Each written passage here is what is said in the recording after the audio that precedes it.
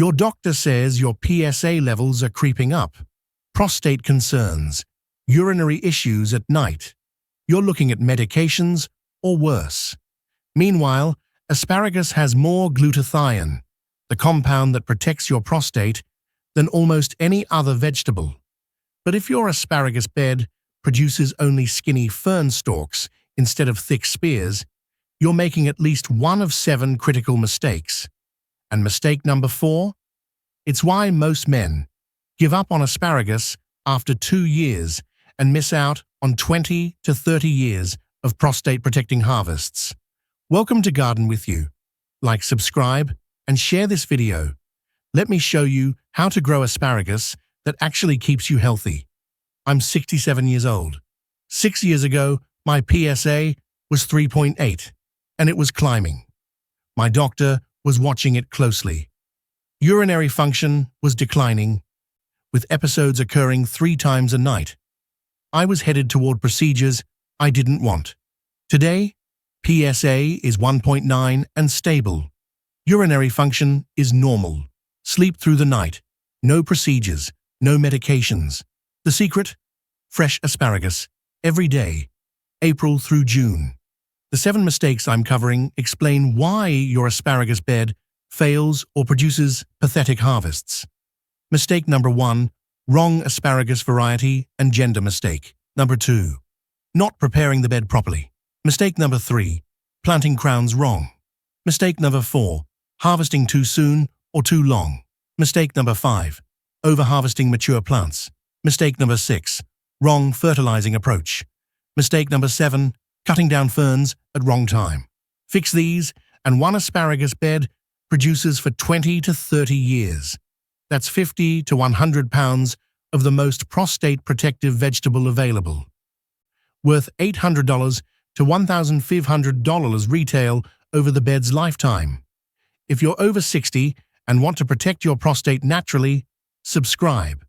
I post real health gardening every week. Mistake number 1, planting the wrong asparagus variety or not understanding male versus female plants. Asparagus plants are either male or female.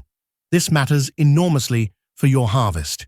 Male plants produce only spears, no seeds. All energy goes to spear production.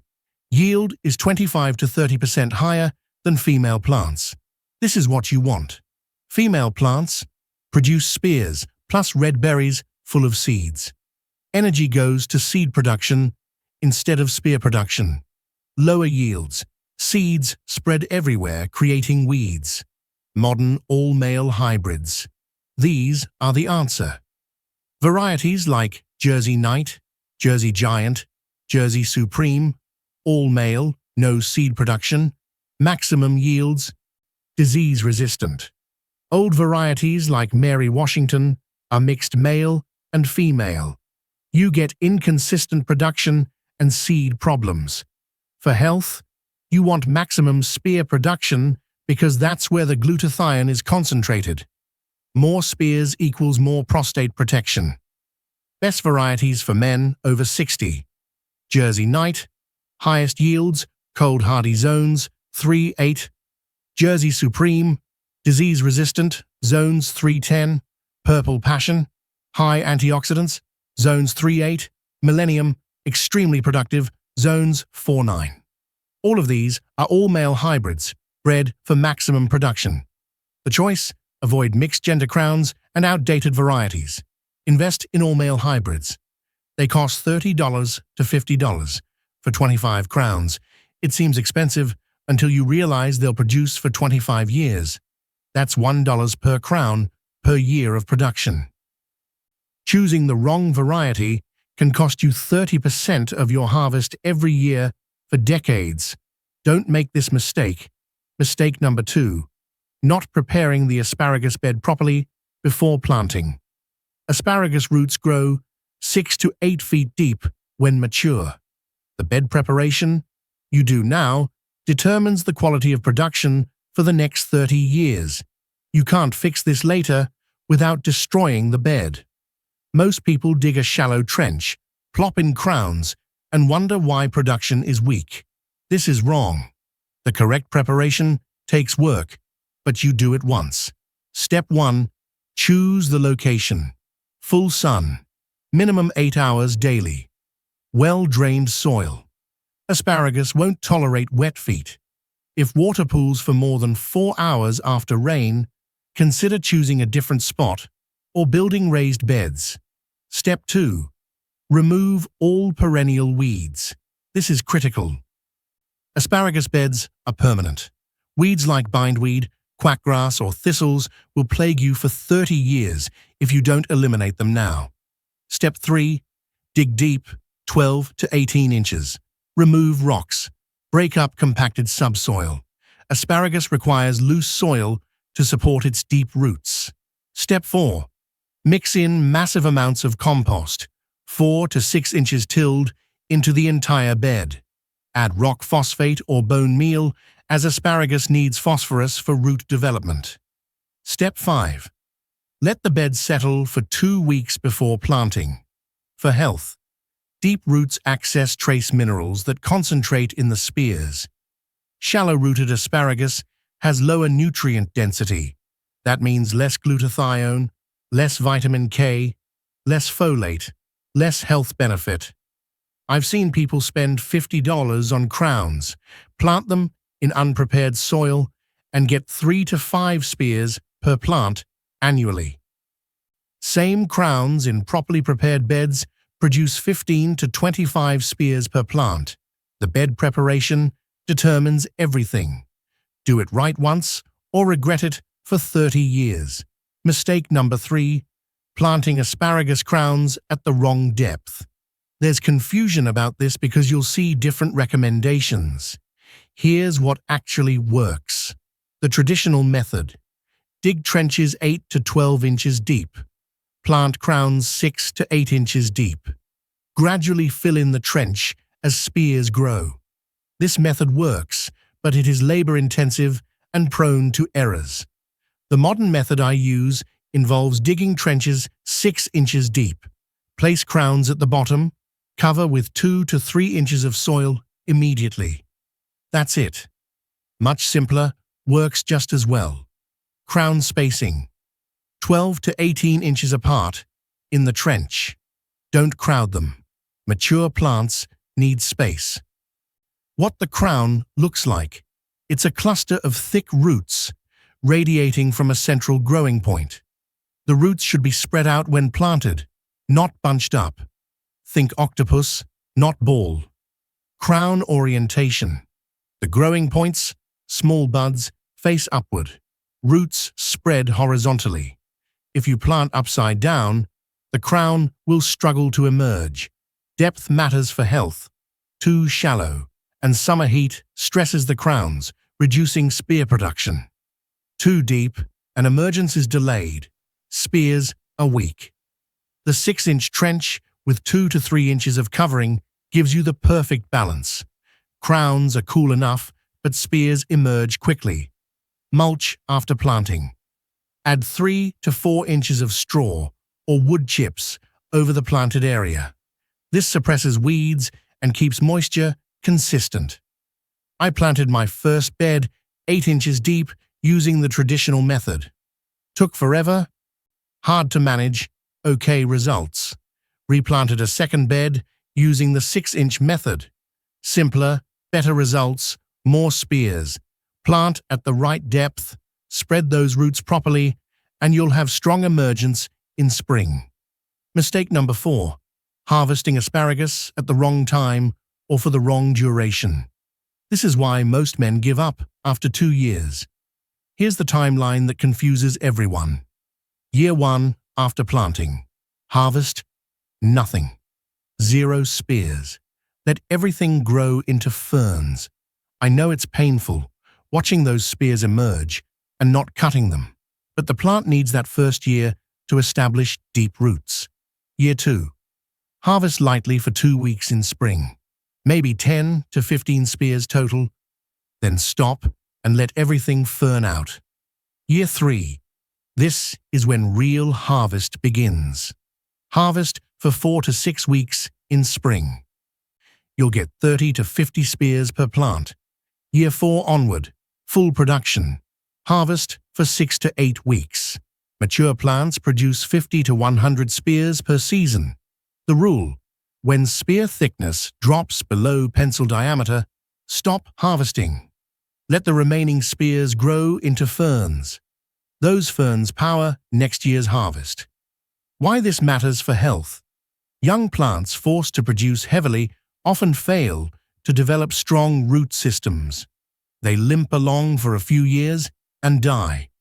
Patient growers who wait get 20 to 30 years of heavy, nutrient-dense harvests. Peak glutathione content is in thick spears from mature plants.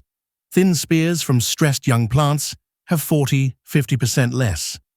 Most people harvest year 1, over-harvest years 2 and 3, wonder why production drops by year 5, then give up, saying, "Asparagus doesn't work. The plant isn't failing." You're not giving it time to establish. I didn't touch my asparagus the first year.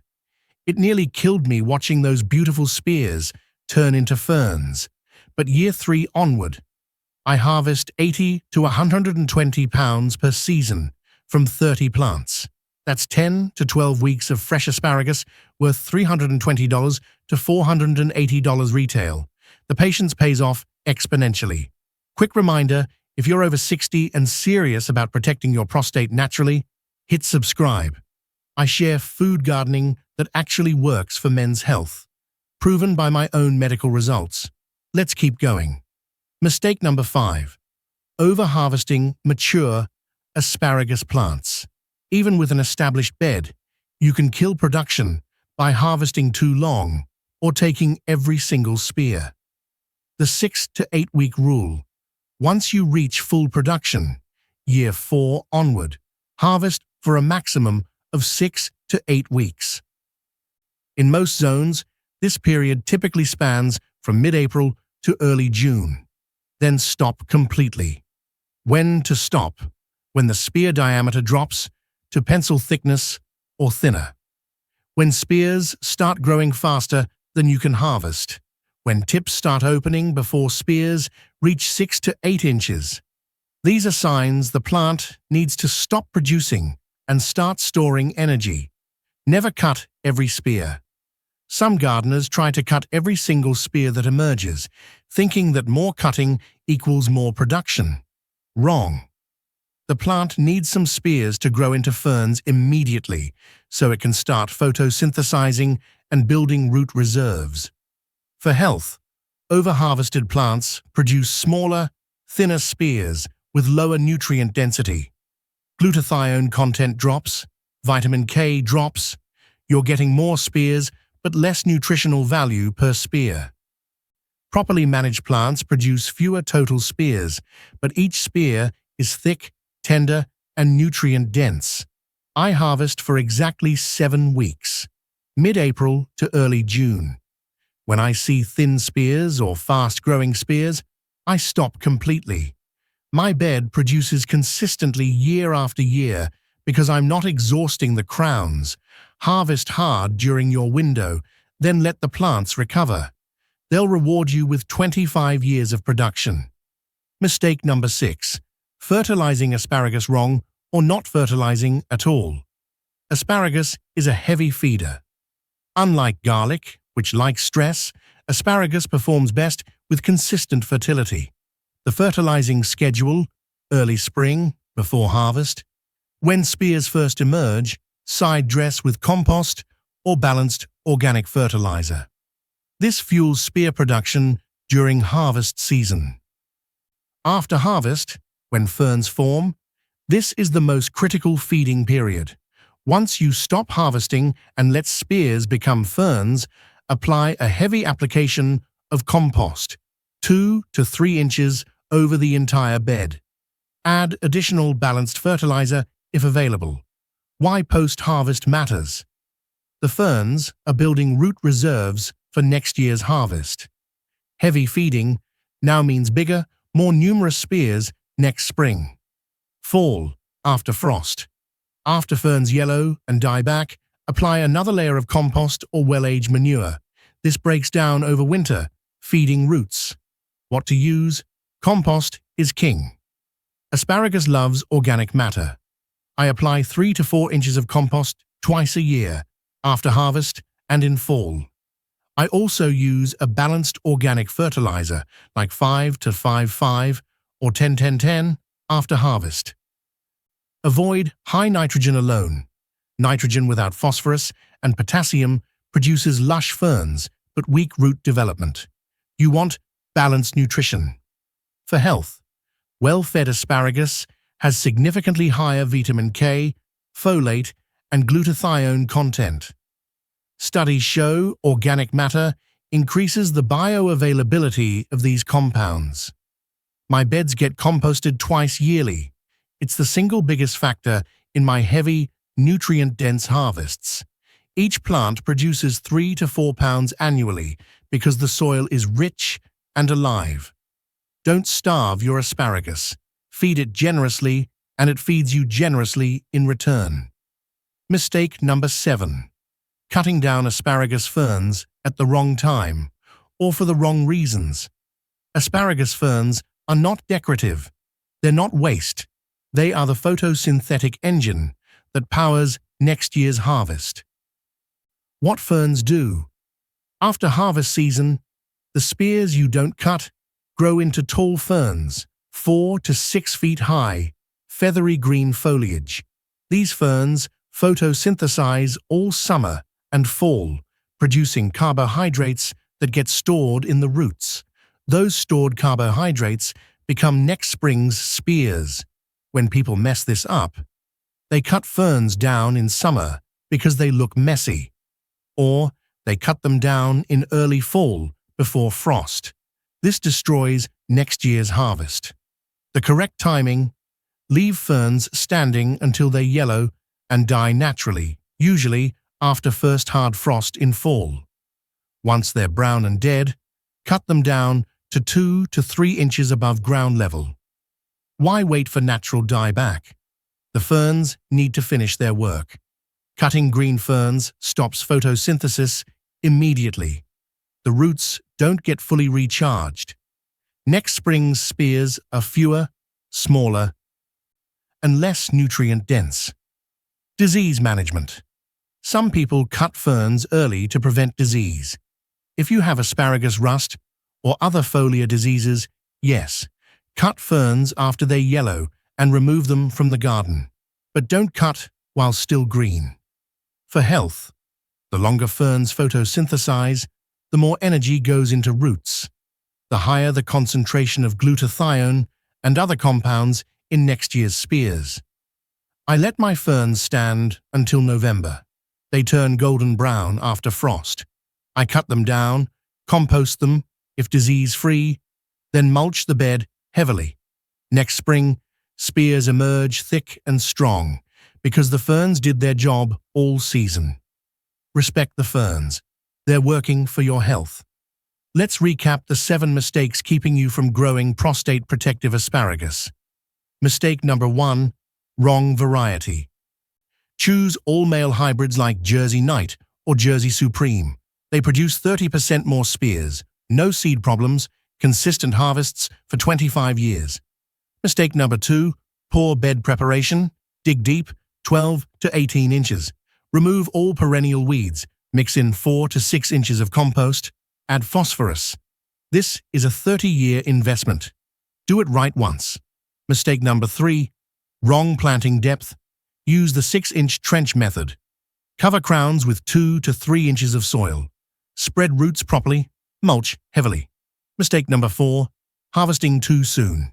Year 1, 0 harvest. Year 2, 2 weeks only. Year 3, 4 to 6 weeks. Year 4, onward, 6 to 8 weeks of full production. Mistake number 5, over-harvesting. Stop when spears thin to pencil diameter. Never harvest longer than 8 weeks. Let the plant recover and build reserves. Mistake number 6, wrong fertilizing. Feed twice a year, after harvest and in fall. Use compost heavily, balanced organic fertilizer. Don't starve your asparagus. Mistake number 7, cutting ferns too early. Leave ferns standing until they yellow naturally after frost. Then cut to 2 to 3 inches. The ferns power next year's harvest. Fix these 7 mistakes and your asparagus bed produces 50 to 100 pounds annually for 20 to 30 years. That's 1,000 to 3,000 pounds over the bed's lifetime, worth $4,000 to $12,000 retail. But here's what really matters. Fresh asparagus has the highest glutathione content of any vegetable. Glutathione protects prostate cells, reduces inflammation, supports detoxification. I eat asparagus every single day during harvest season. Steamed, roasted, grilled, I go through 2 to 3 pounds per week. My PSA dropped from 3.8 to 1.9. Urinary function normalized. Sleep through the night. My urologist couldn't believe the results. She asked what medications I was taking. I said none, just eating my garden. You're over 60. You can spend $3,000 on prostate procedures and medications with side effects. Or you can spend $50 on asparagus crowns. Invest a weekend preparing a bed, wait patiently for 3 years, and harvest prostate protection for 30 years. The math is obvious. The health results are real. If this helped, like and subscribe. I post medicinal gardening for men over 60 every week. Comment below, what's your PSA level? Let's track your results together. Now go prepare your asparagus bed. Spring planting season is coming. Before you go, here's your action plan. Step 1. Order asparagus crowns for spring planting. Choose all male hybrids, such as Jersey Knight. You need at least 25 crowns for meaningful harvests. That's one 4-foot by 25-foot bed. Step 2. Choose your location now. Mark it out. Full sun, well-drained soil, away from trees. Step 3. Start bed preparation in late winter. Remove weeds, dig deep, and add compost. Get this done before the crowns arrive. Step 4. Plant in April or May when the soil temperature reaches 50 degrees. Follow the 6-inch method. Mulch heavily. Step 5. Be patient. Don't harvest year 1. Light harvest year 2. Real production year 3. Do these 5 steps, and in 3 years, you'll harvest pounds of the most prostate-protective vegetable on Earth. Thanks for watching. Subscribe for more men's health and gardening tips. Check out my garlic video, the other essential perennial for men over 60. Stay healthy. Grow your medicine. Protect your prostate.